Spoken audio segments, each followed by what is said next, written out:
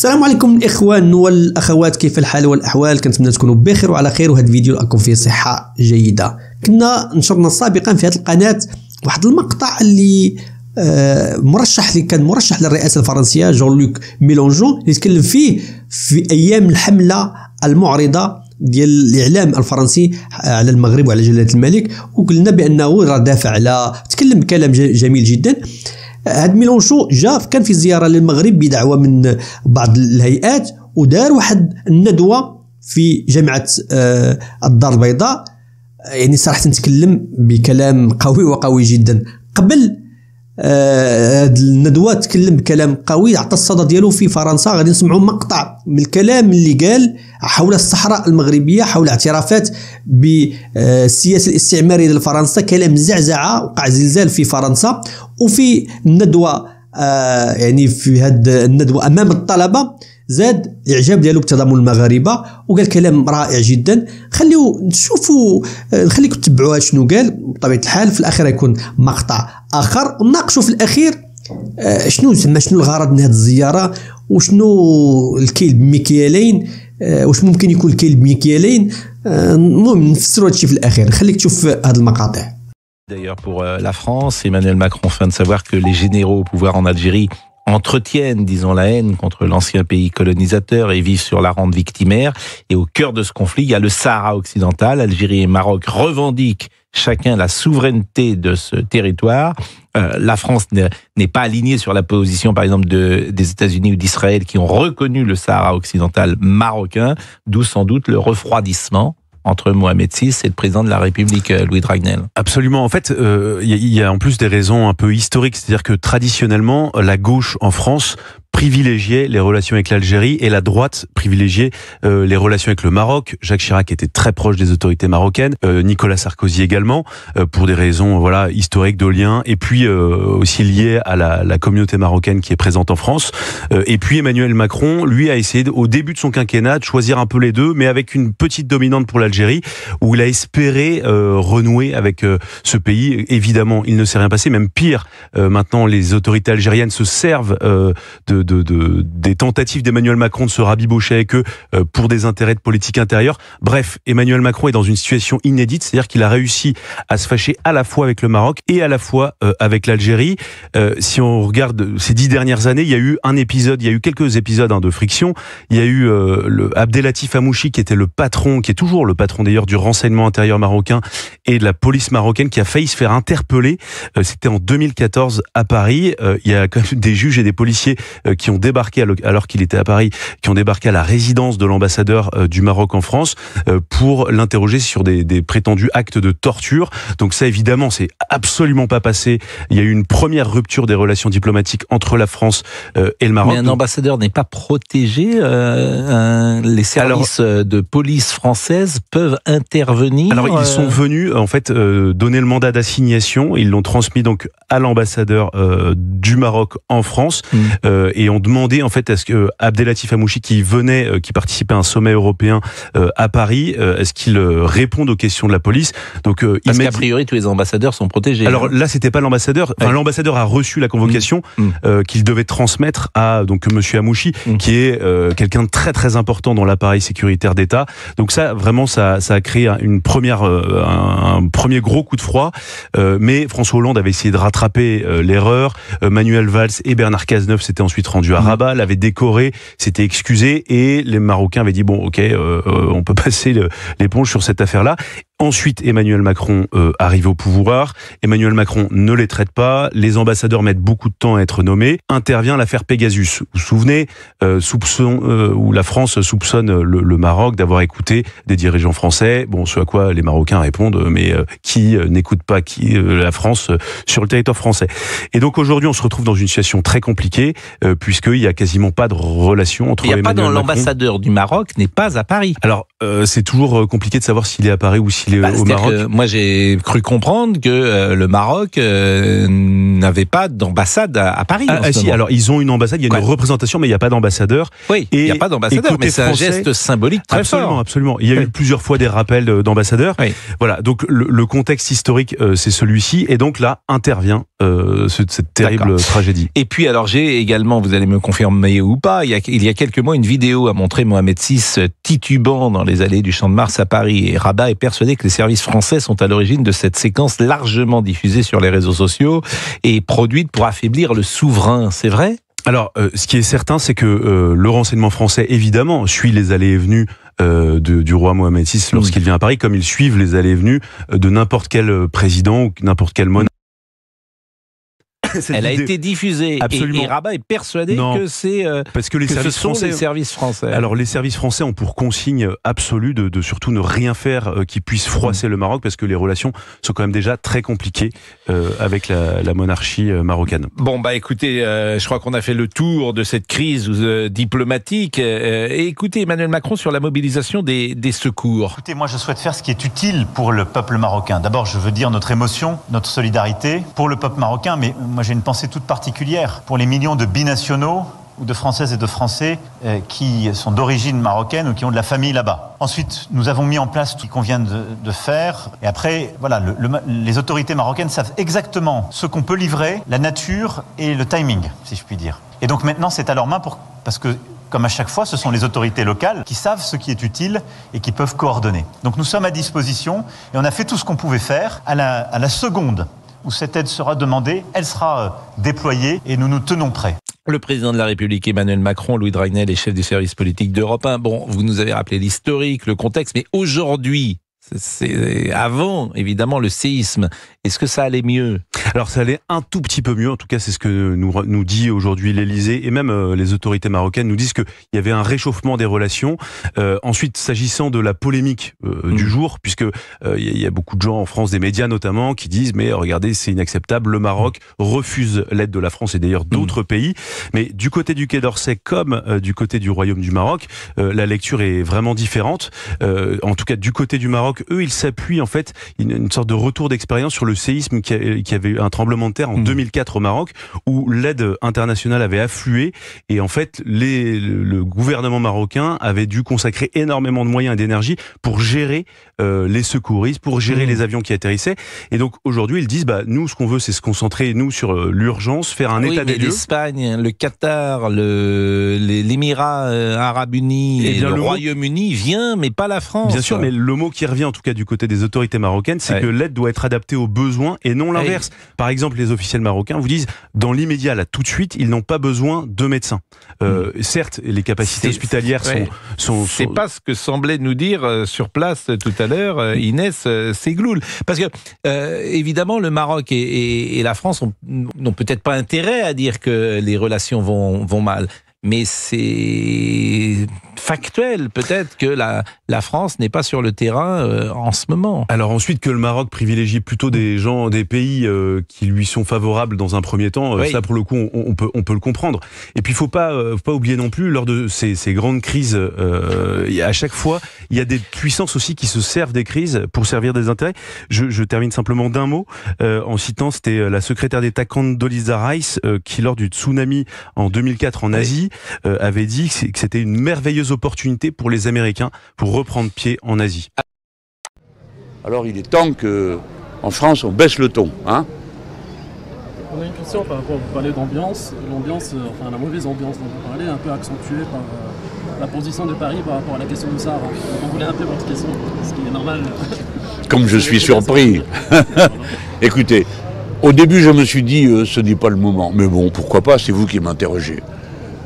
C'est une question épineuse dans les opinions publiques marocaines qui est évidemment et naturellement très sensible à cette question. Tout le monde au Maroc se sent investi dans la marche verte et la continue dans son esprit. Et tous ceux qui aiment le Maroc, même si des fois ils sont tenus à une certaine discrétion, n'en pensent pas moins. Et puis il y a les relations des États. La diplomatie marocaine est très efficace. Elle a, pendant des années, permis que tout le monde s'y retrouve en étant d'accord avec les résolutions de l'ONU, et le Maroc n'a jamais manqué à sa parole. Jamais. Il y a eu des périodes fastes où tout le monde était content et des périodes néfastes où personne n'était content. Alors, la plupart d'entre nous, quand ils voient la marée basse, attendent la marée haute. Nous sommes un peu dans cet état d'esprit aujourd'hui. Mais il est vrai que des changements... Alors, si c'est moi qui suis interrogé à titre personnel, j'ai lu des sottises sur mes positions et sur celles des insoumis. Il n'existe aucune relation du mouvement insoumis institutionnel avec qui que ce soit d'autre que les partis de la démocratie marocaine. Tout le monde me comprend ? Donc je n'ai pas besoin de me répéter, je pense. Et je n'aime pas qu'on m'attribue des positions qui ne sont pas les miennes ou qui ne sont pas celles de mon mouvement. Mais je ne vous cache pas qu'il y a des opinions différentes. Et moi, dans mon rôle, je dois tenir compte de ça. Mais je suis moi-même équipé d'un cerveau et j'ai ma propre vision de tout ça.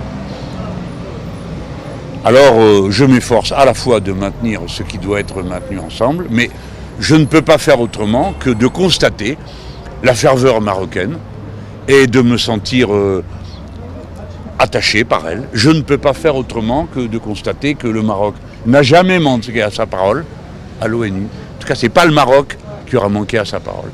Et puis enfin, j'ai observé, je pense que ce sont des paramètres nouveaux auxquels les Français sans doute devraient réfléchir avec plus d'attention.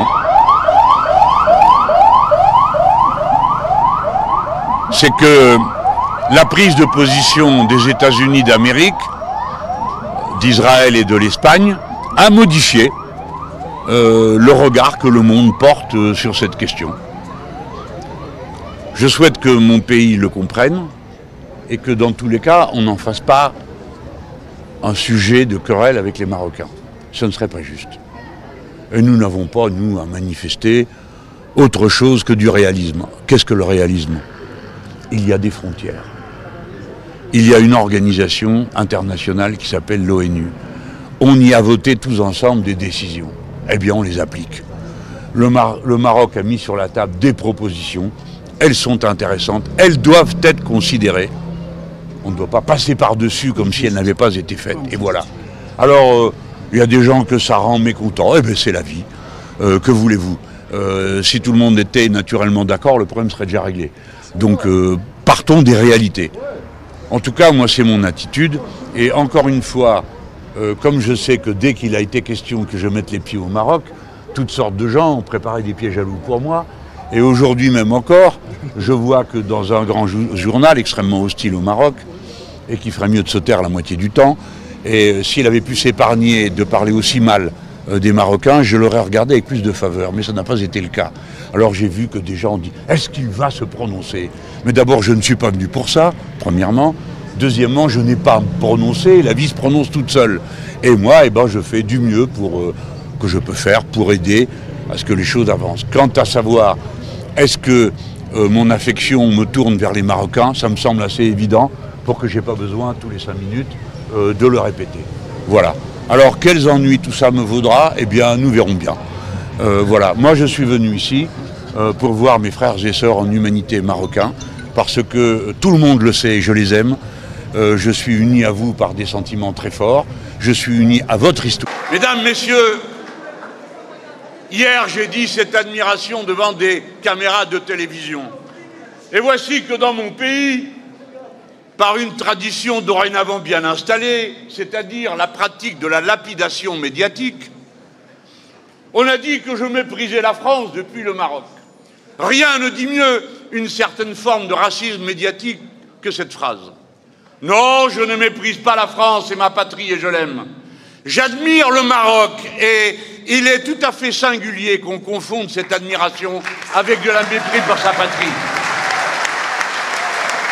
Oui, j'admire la discipline admirable de votre peuple. J'admire sa cohésion parce que je redoute que le mien n'en soit pas capable dans de telles circonstances. Oui, j'admire ce peuple et les initiatives innombrables qu'il prend, le développement que je lui vois assurer et sa capacité à temps à rectifier certaines des erreurs qui continuent à empoisonner l'esprit du mien. Je le dis sans arrière-pensée. Je le dis en me présentant devant vous. Par conséquent, la vieille logique des petites bandes humaines transformées en armées qui s'envahissent les uns les autres, c'est-à-dire la volonté de puissance basée sur la force, est condamnée non pas par la morale, mais par le simple bon sens du moment où nous sommes. Le moment où nous sommes doit nous pousser à une autre pratique de la relation internationale où la puissance vient de l'esprit, du savoir-faire, de la technique qu'on maîtrise et qu'on met en partage. Je ne suis pas en train de développer devant vous un idéalisme angélique. Je suis en train de dire comment nous pouvons avoir une chance que la civilisation humaine survive. Voilà la règle. Alors c'est une politique des causes communes. Qu'est-ce que nous avons à faire ensemble, vous autres Marocains, nous autres Français? À part des bonnes paroles. Je ne suis même plus pour la politique de la solidarité. Et la solidarité, comme m'a dit mon ami Kamel des quartiers nord de Marseille, il m'a dit, moi la solidarité m'en parle plus. Dans la solidarité, il y a tout le temps quelqu'un qui tend la main. Parlons de l'entraide. Dans l'entraide, l'un a besoin de l'autre. L'entraide est notre mot. En tout cas, c'est le mot central de mon collectivisme. Celui qui prône la vertu. La vertu, ça n'est pas une affaire de mœurs. La vertu, c'est un principe politique. Est bon pour moi ce qui est bon pour tous. Et si ça n'est pas bon pour tous, alors, comme le disait le philosophe Kant, aucun principe qui ne tend à l'universalité ne peut avoir une valeur universelle. Et on ne vit, on ne meurt, on ne lutte que pour des principes universels. Qu'avons-nous ensemble? Vous autres Marocains, vous parlez arabe, vous parlez amazigh, vous parlez la langue commune. Et cette langue commune, vous l'avez en commun avec une bonne partie des peuples de votre continent. C'est sur ce continent que va se jouer, si la civilisation humaine dure, l'étape suivante de l'histoire. En 1950, l'Afrique était le continent vide, on l'appelait comme ça. C'est le premier continent pour l'expansion démographique. Quelle chance à ce continent! Est-ce qu'on se rend compte que le Nigeria va avoir 1 million d'habitants, 1 milliard, pardon, à la fin du siècle? Est-ce qu'ils ont tous réalisé que c'est là que ça se passe? Ils ne l'ont pas vu. Chance pour vous. Chance pour vous, parce que sur ce continent, vous êtes parmi les plus avancés scientifiquement, techniquement, et dans la maîtrise des grandes catastrophes qui arrivent sur l'humanité. Vous n'êtes pas parfait, n'allez pas le croire. Vous commettez de lourdes erreurs, ça tombe bien, les mêmes que dans mon pays. Je me permettrai volontiers de critiquer votre modèle agricole, encore que vous ayez su mettre moins de pesticides que nous, qui avons réussi à contaminer toute la population de notre pays. Mais la manière avec laquelle vous traitez la question de l'eau, alors je le redis pour ceux qui se sont moqués de moi en France, vous feriez bien de venir au Maroc pour apprendre comment on fait. Parce que vous êtes juste bon à rien pour l'instant. Ici, le droit à l'eau est dans la Constitution. كما شفتوا الإخوان يعني قال كلام جميل، كلام رائع على المغرب، على الصحراء المغربية، على تضامن المغاربة. هو مزول في طنجة، الناس دافعوا، قالوا كلام عليه جميل. أنا حضرت المحاضرة ديالو كاملة، حتى المحاضرين المغاربة برادة وحتى اللي كانوا حاضرين قالوا فيه كلام جميل جدا. ولكن الإخوان هنا خصنا نفسروا واحد النقطة مهمة. كان واحد من الأحزاب المغربية المشهورة، التقدم الاشتراكي، بن عبد الله، تا هو كان حاضر وتا هو كان بدعوة منه. وهذا الشيء الإخوان كيعطينا يمكن واحد التفسير، أنه كاين واحد المثل كيقول لك أكلت يوم ما أكل الثور الأبيض. كنعرفوا أن ميلونشو هو معارض ديال ماكرون ومرشح للرئاسة، وربما يكون مرشح، وربما تكون هذه حملة سابقة لأوانها اللي كيبغي يجمع الأصوات ويحنن المغاربة عليه، وخصوصا الجالية المغربية. هادشي كنعرفوه. وكنعرفوا حاجة أخرى، أنه كما قلت أكلت يوم أكل الثور الأبيض، راه ما خاصش يكون شي تدخل سياسي في هذا الموضوع هذا. يكون فقط الأساتذة، يكون داكشي عنده أمور اللي هي تكون عادية، ما يكونش شي تدخل سياسي أو شي جهة رسمية في المغرب اللي ممكن تاخذ واحد الخطوة. شنا هاد الأمين العام ديال الحزب التقدم الاشتراكية ما عرفناش، ولكن ما يتخذش الموقف، ما يتخذ زعما الموضوع اكثر من الحد ديالو، لان هذا الشيء كما كنقولوا كتتغير المعطيات، تتغير الاحكام، تغير المعطيات. اليوم وغدا فرنسا او هو يطلع لسده الحكم الرئاسه وتبدل لي كل شيء وبدا يقول لك بحال هكاك، او اليوم وغدا العلاقه مع فرنسا ترجع كما هي ويكون المصالح اكثر. يعني خاص ما نزربوش وما خصناش نشريو كما يقولوا فراء الدب قبل قتله. هادشي اللي كيتفاعلوا معايا في هذا الموضوع. شنو كيبان لكم؟ واش خصنا نمشيو بزاف نيت او خصنا نبقاو نديروا فرانات بحال هاد الامور، خصوصا بهاد الزيارات اللي كتكون مفاجئه؟ السلام عليكم، انا في المغرب، يعني كتكون مفاجئه شيئا ما، وكتخلي مزيان تاويلات ومزيان الراي والراي الاخر باش كنخرجوا بواحد الفكره اذا اختلفت الاراء ظهر الصواب. تفاعل معايا في هذا الموضوع. شكرا الناس اللي كيديروا لايك قبل ما نسال الفيديو، ومرحبا بك اللي كنتي اول مره كتجي القناه. اتمنى الاشتراك. اللقاء فيديو اخر ان شاء الله. تهلاو.